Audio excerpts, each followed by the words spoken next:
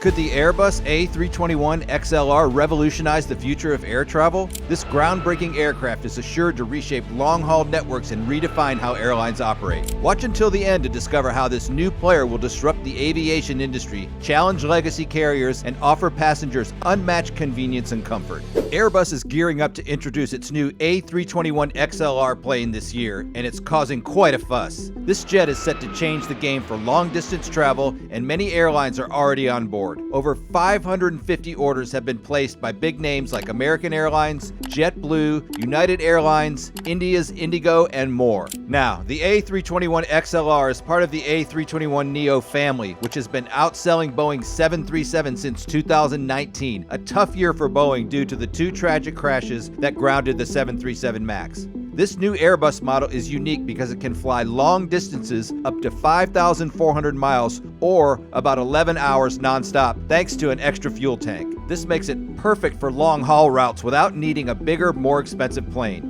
One of the most impressive things about the A321XLR is its efficiency. It uses 30% less fuel than older models and has half the trip cost of larger dual-aisle planes. This makes it an attractive choice for airlines looking to serve long-distance routes that might not have enough passengers to justify a wide-body aircraft. What feature of the A321XLR do you find most impressive, and why? In the past, Boeing's 757 was the go-to for transatlantic flights. But now, airlines are shifting to more efficient options like the A321neo XLR. The A321XLR builds on this trend, offering airlines the flexibility to open new routes that would otherwise be too costly or require a layover. Meanwhile, Boeing is having a rough time. After quality control issues, including a recent incident with Alaska Airlines, Boeing has had to cut back production and delivery targets for the 737 MAX. They've even decided not to bring any passenger planes to the Farnborough International Air Show this year, one of the biggest events in aviation. Normally, Boeing would showcase their 777X and MAX test jets there, but not this time. With Boeing's absence, all eyes will be on Airbus at the air show. The spotlight will be on the A321XLR, and everyone will be watching to see if it lives up to the hype. If it does, it could be a major win for Airbus in the ongoing rivalry with Boeing. Do you think Boeing can recover from its recent setbacks? Why or why not? But it looks like the arrival of Airbus's much anticipated A321XLR jet will take longer than expected. CEO Guillaume Faury shared this news on February 15, 2024 as the company released its annual results. When Airbus first announced the project in 2019, they aimed to start delivering the planes by the summer of 2023. However, that timeline has shifted. Airbus executives later updated the expected delivery to the second quarter of 2024. Now, it's looking like the first airline won't receive the jet until at least the third quarter of 2024. So what's causing this delay? Faury explained that while the overall progress of the program is satisfactory, regulatory problems have been the main issue. Even though the Airbus A321XLR is nearing certification, the process has faced some delays due to a heavy workload at the European Union Aviation Safety Agency. Gary O'Donnell, head of the A321XLR program, mentions that all required documents have been submitted except for a few final summaries that need signatures. The certification workload has grown, making the process slower than initially anticipated. How do you think delays in the aircraft delivery impact airlines and their customers? Due to the various modifications required for certification, the aircraft has ended up slightly heavier than planned. However, O'Donnell assures that the A321XLR can still meet its performance targets for 90% of city pairs. For the remaining 10%, the range shortfall is about 50 to 70 nautical miles. Airbus has plans to address this shortfall over the next 2 years and is optimistic about recovering at least half of the lost range. To extend the plane's flying range, Airbus has made some significant design changes. The XLR includes an additional fuel tank that fits into the central rear part of the aircraft. This clever design allows the plane to fly up to 15% further than its predecessors. However, it has raised safety concerns among regulators. Officials have pointed out potential fire risks and the possibility of longer evacuation times in case of an emergency. Addressing these concerns has required design tweaks and additional testing, all of which take time. Typically, the launch of a new aircraft variant doesn't cause major waves in the airline industry. These new models usually bring small improvements like better fuel efficiency or updated cabins. However, the arrival of the Airbus A321XLR might be different. This narrow-body aircraft has the potential to significantly change the landscape of long-haul travel. Now, Airbus hopes to have the XLR certified before the Farnborough International Air Show scheduled for July 20th through 26th. Although they aim to reach this milestone by the end of June, the immense amount of paperwork has caused some delays. Despite this, the XLR recently made a splash at the ILA Berlin Air Show and will also be showcased at Farnborough. Luckily, airlines and customers won't have to wait much longer for Airbus's new A321XLR plane. Unlike Boeing's MAX 7 and MAX 10 planes, which are stuck in certification, Airbus anticipates the XLR will be ready for service by November. Do you believe design changes to improve aircraft range are worth the potential safety risks? Why or why not? Spain's national airline, Iberia, will be the first to use the XLR. This decision came after a pilot pay dispute at Aer Lingus delayed its ability to take the initial delivery. IAG had placed an order for 14 A321XLRs during the 2019 Paris Air Show, designating 8 for Iberia and 6 for Aer Lingus. They are already selling tickets for the first flight from Madrid to Boston on November 14th. Following that, flights to Washington Dulles will start on January 15th. The XLR will take over the Boston route from the larger Airbus 330 wide-body plane and will introduce the new route to Washington Dulles. Iberia's XLR planes will have 182 seats across economy and business class, even though the plane can hold up to 220 passengers in 2 classes. The business class will offer lie-flat beds similar to what you'd find on long-haul wide-body flights, making it a comfortable option for long trips. Other airlines have exciting plans for their XLRs too. JetBlue will feature its Mint Business Class, and American Airlines will equip its XLRs with new flagship suites. In March, Jason Reisinger, American Airlines Managing Director of Global Network Planning, shared some exciting insights about the new A321XLR. He highlighted that this plane is a great fit for routes that aren't quite busy enough for a larger 787, but still deserve a top-notch onboard experience. For example, flights from Raleigh, North Carolina directly to London would become possible without needing a stopover in hubs like Charlotte or New York. United Airlines is also on board with the XLR. Back in 2019, Andrew Nocella, their EVP and CCO, mentioned that this new plane would be a great upgrade for some of the older, less efficient planes currently flying between key cities in their international network. But it's not just the major carriers that see potential in the XLR. Both Indigo and Frontier Airlines have placed orders, showing that the plane suits both full-service and budget airline models. Indigo's former CCO, Willie Boulter, stated in 2021 that the XLR would help bridge gaps between Indian cities and destinations in Europe and Asia, like Beijing, Seoul, and Amsterdam. Frontier Airlines, which primarily operates domestically, is considering using the XLR to expand its reach to South America, Hawaii, and even Europe. Their CEO, Barry Biffle, has indicated that the XLR could help them venture beyond their usual routes. Airbus also sees the XLR as a versatile addition to already popular routes. Ludek Jando, an Airbus marketing specialist, pointed out in September 2023 that established routes like London to Miami or Sydney to Kuala Lumpur could benefit from the XLR's capacity and efficiency, offering airlines a great option year-round. Which airline's configuration of the A321XLR interests you the most, and why? Now, what makes the A321XLR so special? Well, it's reviving a niche market initially created by the Boeing 757, the only other narrow body capable of true long-haul flights. Airbus claims the XLR will burn about 30% less fuel than its predecessor, making it economically viable for less popular routes and potentially inspiring new business models for long-haul travel. This aircraft could even disrupt the traditional hub-and-spoke system by allowing airlines to fly direct to smaller markets, bypassing large, congested hubs. This would make travel more convenient for passengers by reducing the need for connections and potentially lowering operational costs for airlines. However, there are limitations. The number of markets with enough demand for nonstop routes is relatively small. Additionally, the XLR's cargo capacity is much less than that of wide-body aircraft, making it less appealing for routes with high cargo needs.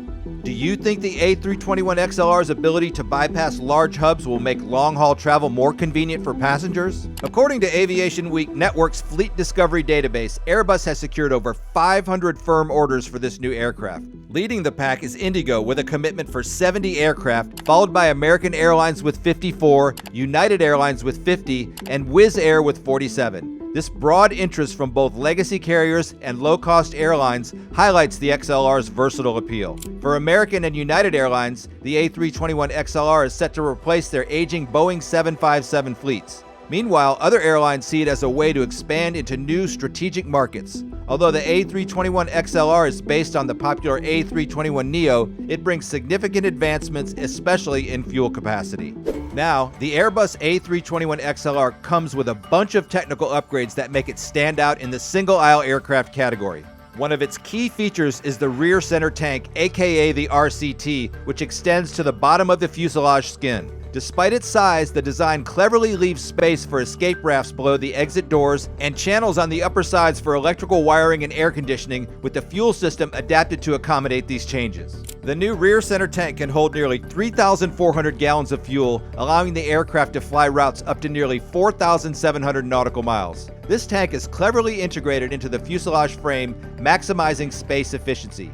As Gary O'Donnell, head of the A321XLR program, explains, quote, "We can put the equivalent volume of 4 tanks in the space of 2. Airlines also have the option to add a second tank in the front cargo hold, increasing the range further.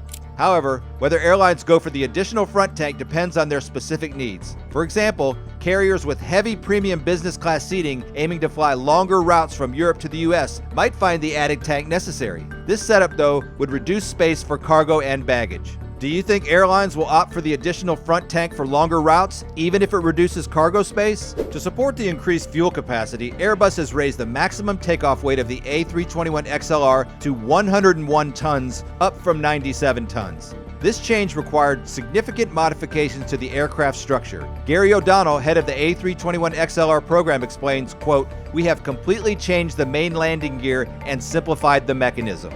Additionally, the nose landing gear has been reinforced and the tires, wheels, and brakes have been upgraded to handle the increased weight. Airbus has also strengthened 80% of the airframe. While most parts remain similar to those used in the A321neo, they have been made stronger to bear the additional weight. The inboard flaps mechanism has been simplified as well. Unlike the double mechanism on the A321neo that extends twice, the XLR uses a single extension mechanism. The landing gear has also been streamlined from double pistons to a single piston design. Incorporating advanced technology, Airbus has upgraded the flight control systems of the A321XLR to be more in line with the A330neo and A350. A significant change is the replacement of traditional rudder controls with an electronic rudder system known as the E-rudder. This was necessary due to the RCT's placement, and Airbus plans to integrate this technology into the baseline A321neo within the next 3 years. These adjustments were essential after the European Union Aviation Safety Agency and the Federal Aviation Administration required enhanced fire protection and crashworthiness for the aircraft's RCT. To comply with these requirements, Airbus made several important modifications. First, they replaced the lower skin of the aircraft with a fiber metal laminate. This material, already used on the upper skin of the A380, is more fire resistant than the traditional aluminum alloys and helps protect against pooled fires from external sources. Additionally, Airbus engineers designed an extended belly fairing with a gap between it and the fuselage skin. This design helps reduce the transfer of heat into the aircraft, enhancing fire protection. Gary O'Donnell, head of the A321XLR program, explains that this design helps prevent heat from entering the aircraft as easily. To further improve crashworthiness, Airbus had to demonstrate that the A321XLR could withstand a hard landing on its belly and absorb significant energy. To achieve this, they added extra structural support inside the belly fairing and installed a rubber liner on the RCT floor. The rubber liner, the same material used on the A340-500, is designed to prevent fuel leaks in the event of a crash. How important do you think these safety enhancements are for passenger confidence in the A321XLR? The first 4 A321XLR aircraft are either in final assembly or have left the production line for completion. Initially, Airbus will build the XLR in Hamburg, its main single-aisle production site. One of the 4 final assembly lines in Hamburg will be dedicated to the long-range variant, along with some of the more complex versions and cabin layouts of the standard A321neo. While Airbus hasn't disclosed which specific facility in Hamburg will handle this, they did introduce a more modern and automated assembly line in 2018, originally meant for the A380. All Airbus assembly lines in Hamburg, Mobile, Alabama, Tianjin in China, and Toulouse are being updated to handle the A321 series, including the XLR. O'Donnell emphasizes the importance of flexibility in production. To ensure smooth production of the A321XLR, Airbus is taking a proactive approach by handling complex components early in the manufacturing process. O'Donnell explains that Airbus aims to, quote, push complexity to the left as much as possible. This means that complex parts like the rear center tank are built separately in specialized factories, such as Premium Aerotech in Augsburg, Germany in this case, before being integrated into the final assembly line.